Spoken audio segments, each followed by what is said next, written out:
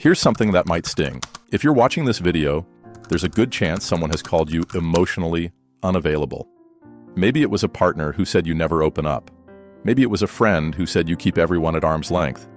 Maybe it was your own realization that you sabotage every relationship before it gets too real. And here's the part that really hurts. They were probably right. But before you click away or get defensive, let me tell you something that'll change everything.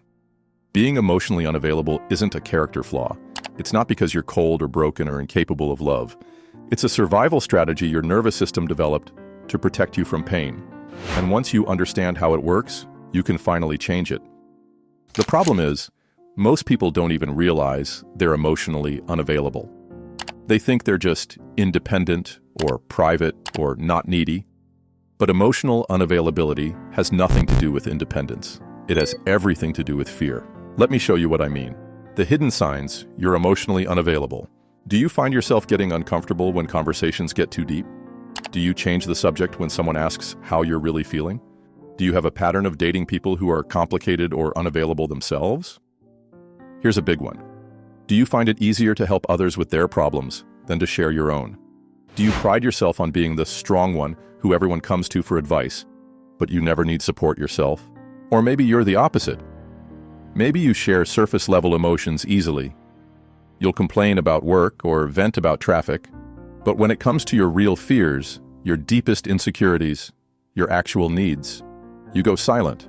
Emma thought she was emotionally open because she talked about her feelings all the time. But when her boyfriend pointed out that she never actually shared anything vulnerable, she realized something shocking. She'd been performing emotions instead of feeling them. She could talk about being stressed or frustrated, but she couldn't admit she was scared of being abandoned. She could complain about her job, but she couldn't say she felt like a failure. She was emotionally available on the surface, but completely unavailable where it mattered. The real reason you're emotionally unavailable. Here's what most people don't understand. Emotional unavailability isn't about not having emotions. It's about not trusting other people with your emotions. And that lack of trust didn't come from nowhere. It came from experiences where being emotionally open felt dangerous. Maybe you shared something vulnerable as a child and were dismissed, criticized, or made fun of. Maybe you expressed a need and were told you were too much or too sensitive. Maybe you watched a parent get hurt by being emotionally open and learned that vulnerability equals pain. Your nervous system learned a simple equation. Emotional openness equals danger. So it developed strategies to keep you safe. You learned to intellectualize instead of feel. You learned to deflect with humor instead of sharing pain. You learned to focus on other people's problems instead of your own. You learned to keep relationships surface level so no one could hurt you deeply. These strategies worked. They protected you from rejection, judgment, and abandonment. But they also protected you from connection, intimacy, and love. Jake grew up with a father who saw emotions as weakness. Every time Jake cried or expressed fear, his dad would say, "Stop being a baby.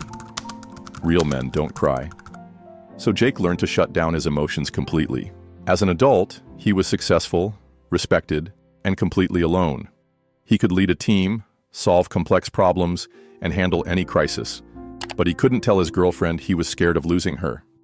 He couldn't admit to his friends that he felt overwhelmed. He couldn't even acknowledge to himself that he was desperately lonely. His emotional unavailability had become his prison.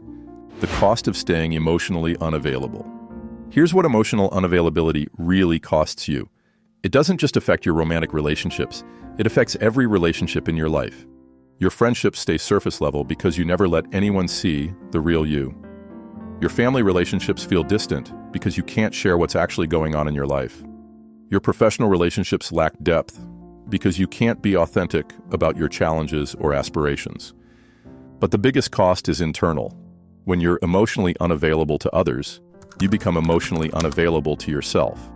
You lose touch with your own needs, desires, and dreams. You become a stranger to your own inner world.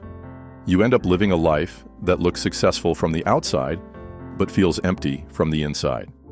You have everything you thought you wanted, but none of the connection that makes it meaningful. The Emotional Availability Transformation Method. Here's how to break free from emotional unavailability and build the deep connections you actually crave. Step 1.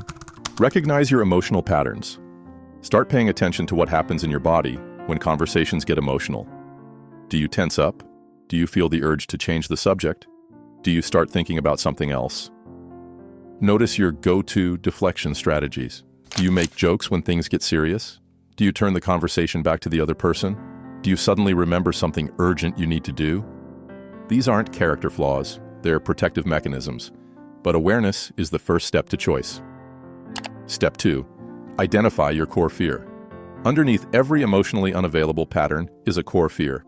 What are you really afraid will happen if you open up? Are you afraid of being rejected, judged, abandoned, seen as weak, becoming a burden, being too much?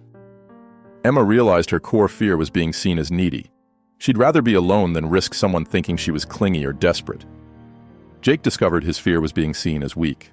He'd rather be lonely than risk someone seeing him as less than completely capable. Your core fear is the key to your freedom. Once you know what you're protecting against, you can start to challenge whether that protection is still necessary. Step 3. Start with micro-vulnerabilities. You don't have to jump into the deep end of emotional sharing. Start small. Share something slightly more personal than you normally would. Instead of, "I'm fine," try, "I'm actually feeling a bit overwhelmed today." Instead of, "Work is crazy," try, "I'm worried I'm not handling this project well." These micro-vulnerabilities help you practice emotional availability in low-stakes situations. They also help you discover that most people respond with empathy, not judgment. Step 4. Practice emotional validation. Here's something crucial. You have to learn to validate your own emotions before you can share them authentically with others.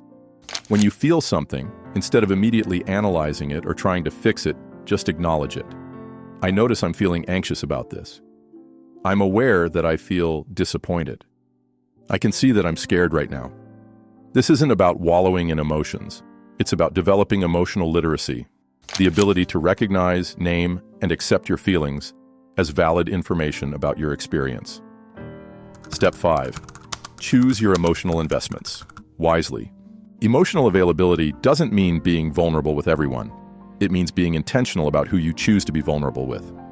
Look for people who respond to your emotions with curiosity rather than judgment, support rather than solutions, presence rather than advice. These are your emotional investment opportunities, relationships where vulnerability is met with safety and connection deepens over time. If this resonated with you, hit subscribe for more insights on building authentic relationships and emotional intelligence. Drop a comment sharing one small way you're going to practice emotional availability this week. Your courage might inspire someone else to take their own first step. Remember, you don't have to choose between being safe and being loved. You can learn to be both vulnerable and boundaried, open and protected, emotionally available and emotionally intelligent. The deep connections you crave are waiting on the other side of your willingness to be seen.